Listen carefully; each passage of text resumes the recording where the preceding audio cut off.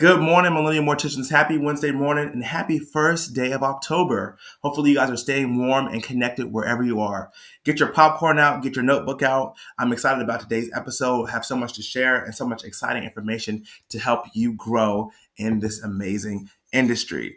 The title of today's episode is Green Goodbyes. Green Goodbyes. Well, I got the title for today's episode due to the change in weather and the change of environment and the climate that we're living in the United States. You always hear about greenhouse gases, emissions, things of that nature, and how we're harming our environment in ways that in some cases we realize, and in some cases we don't even know we're doing it. And there's been a growth in popularity in green burials. And I wanted to dive into that and talk about going eco-friendly in funerals and how that's going to be even more popular. With the rise in cremation, as we know, those machines let off a lot of emissions, both with fossil fuels and the need of natural gas, and in smoke that you're letting out or emissions that you're letting out into the atmosphere. And so I've seen a big push from formaldehyde manufacturers to casket makers in the biodegradable market to really show off their products and to really understand what it means to go green. I'm all for having a green thumb. I think it will be the lifelong backbone of our industry to do that, and it will be in our benefit to go green. Think about the environment, the care, the love that we give these families and that we put into these families. We need to be doing the same thing for our environment and for our communities if we want to really make that lasting impression, not just on the families, but on our communities around us. I don't know about you guys, but I like my city park and I want it to be clean and as green for as long as possible. And hey, I'm willing to do whatever it takes to make sure it stays exactly that way.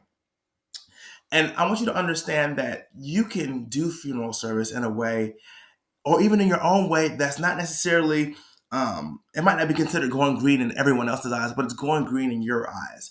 It's maybe your funeral home is pushing a recycling plan, or maybe you guys are going to just start off selling biodegradable urns and things of that nature. And so it's scary making changes like this, but in the future, it has its benefits. It has tax incentives and things of that nature.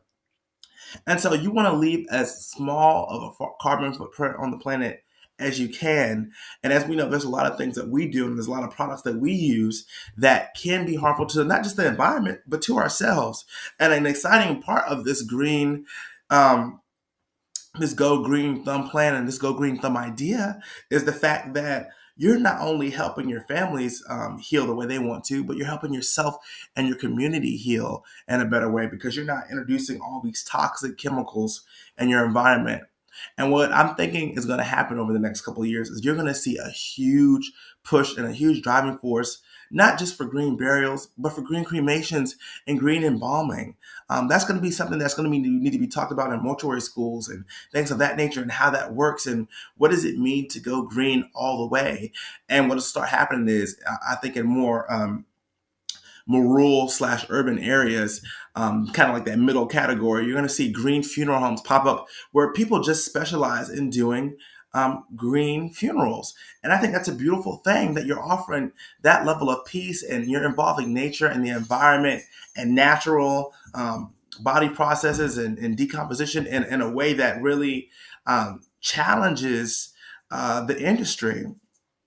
And I know some of you are thinking, what are the challenges for the funeral directors that we could possibly face from this? Of course, your state regulations, your federal regulations, zoning, the business side of offering green options, meaning how much is our markup on those products. I would assume they were a little bit higher than the normal, but I could be wrong. It could be lower because these are biodegradable and prices very different from selling the price of a steel casket, but also to being able to remember to balance that eco option with client expectations and traditions. So still having those stainless steel caskets, those bronze, those different metals that people just always love and cherish because that's what they've been used to and accustomed to doing, and us offering them.